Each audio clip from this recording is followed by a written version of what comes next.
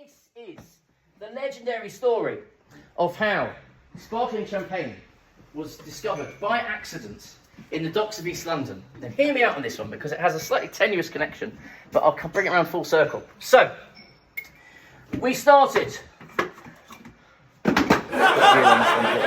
Remember, people. And your ones are coming round now if you like a touch of bubbly. Little Swift, wonderful wine bar, looking out over the sea. Even the paint job is the same as the sunsets that we see on a regular basis here. The best place. Here we go, self-indulgent slide. I remember the bar staff in there, they used to say, Will, if you got your hair cut the right way, you'd look like Pedro Pascal. So I did. Only thing I can claim in life is that I've seen the Pedro Pascal exhibition. He went there himself, and he didn't, as it was closed. So there we go. Self-indulgent, didn't need to say that, but hey, I will do. We're bringing the champagne out. Next one, which celebrity do I actually look like? Look how rough my face looks. But anyway, I look like James McAvoy. True story. I went into this pub in Crouch End where I grew up, went in holding a painting, went up to the bar. This is where James McAvoy drank on a regular basis. Went up to the bar and they said, oh, hello, mate.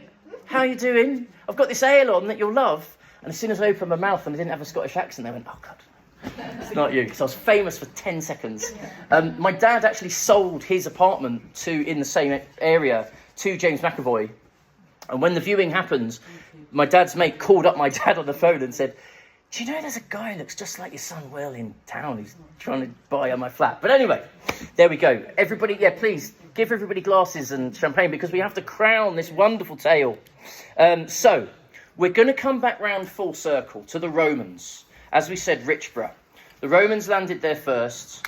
Don't worry, darling, I'm not going to savour it tonight. All right. The Romans landed here first. And what they brought with them is we only had crab apples here, which you couldn't really make any juice from. What they brought with them was large apples. Quite quickly, in the heritage that you see of all the history, that apple juice that was produced by the Roman settlers quickly became cider, fermented cider. And there's all these tales of people drinking cider and getting quite tipsy along the way. Cider went on to become the biggest industry in the county of Kent. Cobb Breweries was the famous one. It was an enormous building behind where the Rose and June is now. And this is the house, you probably know this one, by the bagel shop. I should try and remember, it's not Love Lane or whatever, it's the next one along. But this is Francis King Cobb.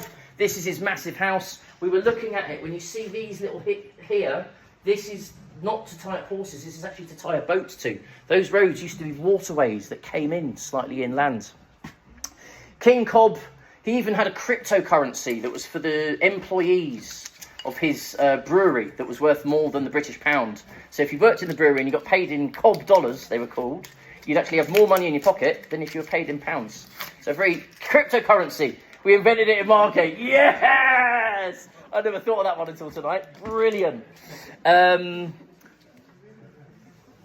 Only other local industry in terms that we have that could compete is seaweed. So seaweed is a key ingredient in something called potash, which is a key ingredient in fertiliser historically. That's why sometimes the seaweed at the sea smells like fertiliser on farmland. It smells absolutely awful. As Pete Doherty once said, Margate will never be truly gentrified because twice a week this town smells like shit.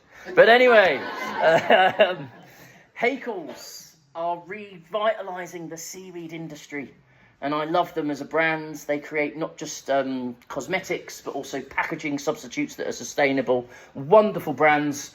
And their contribution to the local community outside of that is the Hakel's Community Sauna. And if you've not tried it out, give it a whirl. Interestingly, this is the cable car. There's a planning application gone through and it's been successful. How? What? I mean, why? There's better things you can do with your money, people. But anyway, so we come back round. We had the Dutch sailors who were coming in. They were the ones who returned King Charles II to the UK at the time of the Restoration. Came back from the Netherlands to rightfully take his throne. Where did he land? Just along the coast at a place called Kingsgate, which you'll be familiar with, so because where the king returned.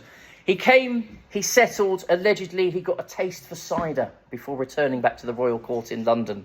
So he took that back as something that wasn't that readily drunk amongst the high society of the time and became a bit of a favourite. What was King Charles II like? He was quite liberal. I hope that this next slide doesn't upset anybody, but look at him. It's kind of like party man. Kind of looks like the white Rick James to me, you know. He really does. Bit of a party man. A lot of like really groundbreaking cultural works were produced in Britain around the time of his coronation, because he was just really liberal. He gave women equal standing in his court, which if you imagine the 1600s, that's like really progressive behaviour, and fair play to him. The woman, and this is absolute icon, the woman that he gave the highest standing to within his court was this lady called Hortense Mancini, originally a French aristocrat. She had moved to Italy to marry a chap, thus acquiring the surname Mancini.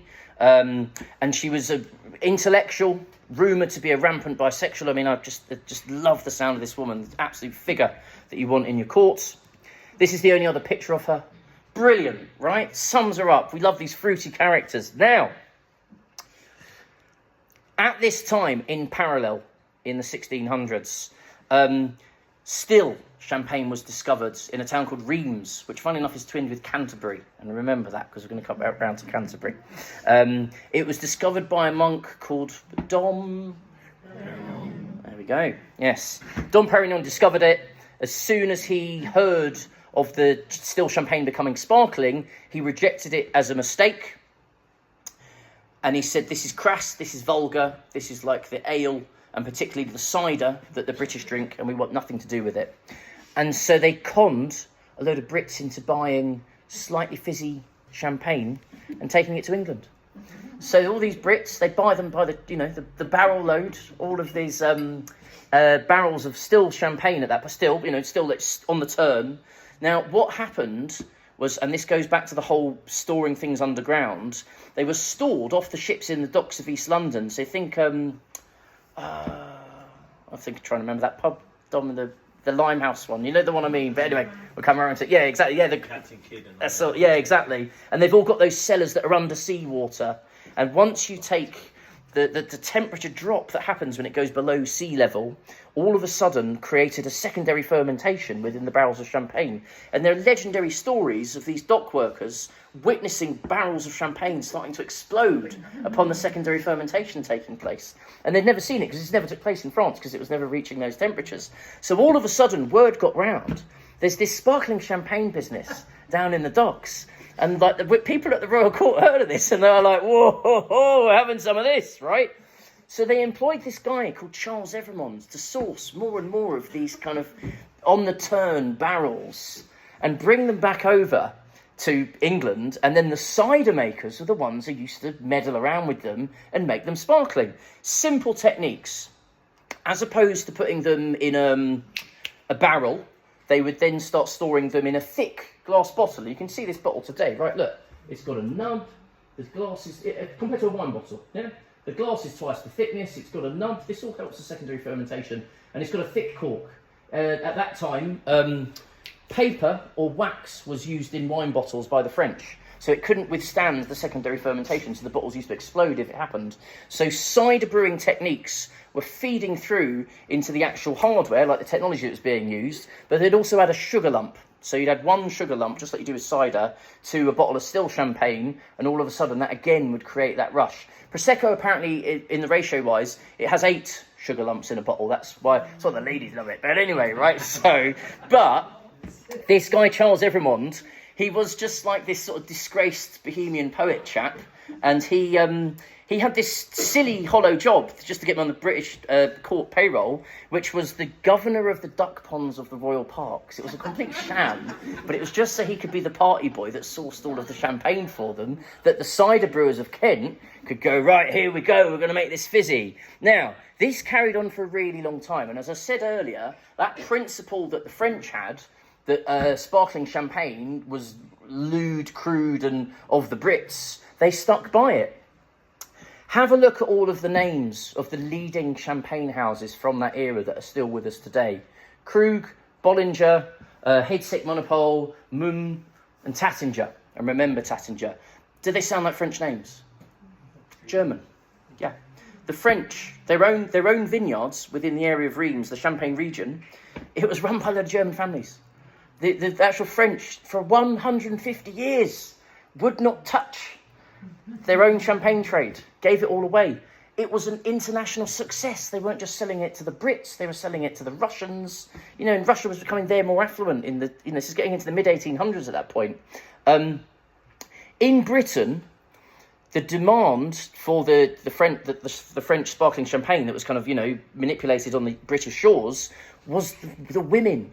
Women were becoming more socially mobile. They were coming out of the home, out of the kitchens, and out socially for the first time ever because they were being welcomed. They didn't want to drink cider and ale. They wanted a woman's drink. What was the woman's drink that they stamped their feet for? Champagne. It was a sign of female liberation at that point, believe it or not.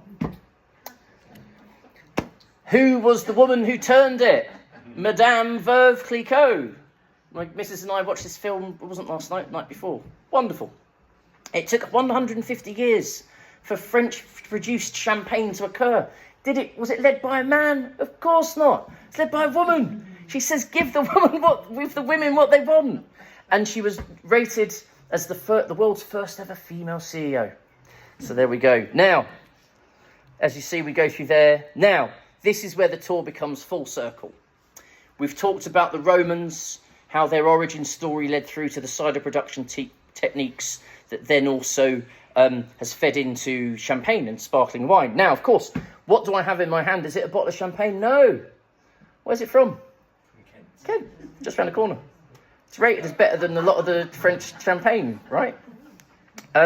This is Gosbourne. A lot of the award-winning sparkling wines that you see at the moment are produced right on our doorstep. So because as well, global warming, that 1 or 2 centigrade Celsius increase has led to trouble for the Spanish Cava and Italian Prosecco because it's going up over there, but it's getting up to the right level over here. So those degrees are actually counting to build a much stronger sparkling wine trade over here. And as a result, we're starting to see a couple of movers from the French market come over here and start to snap up the vineyards. What's the first one? Let's have a think. This might give you a clue. This corroborates the story that I just said. You don't have to read it in full, but Mr. Tattinger said in an interview, they created champagne in England because of a mistake. Benedictine monks were supplying them with still wines from champagne, red and white wine. The English left these cheap still white wines on the docks in London, and the wines got cold, so they started undergoing a second fermentation. Like all great mistakes, it led to a great invention. Tattinger is a fan of the Brits when it comes to champagne. He knows the story. So, who's bought the vineyard round the corner? Tattinger. First vintage available 2024. And what have they named it? After Charles Domaine Evremond. What opened just last week? Tattinger's own vineyard. Look at this. 3 hours ago, that says. I wrote this presentation last Thursday. This has just opened in the last few days. Can I buy a bottle from them yet? No. It's not even available to the public yet. But here I go, and I say, the past of Kent, we've obviously talked about that, but the future is sparkling wine. And here I give you the Margate Tour. Hooray!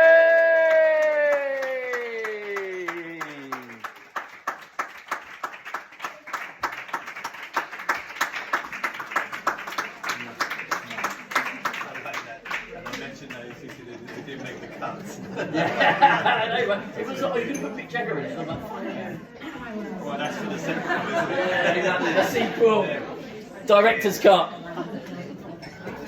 So look, I won't be taking any questions. Let's all get to the bar and mingle and have a good chit chat with each other. And if you want to chat to me there, you're very welcome to.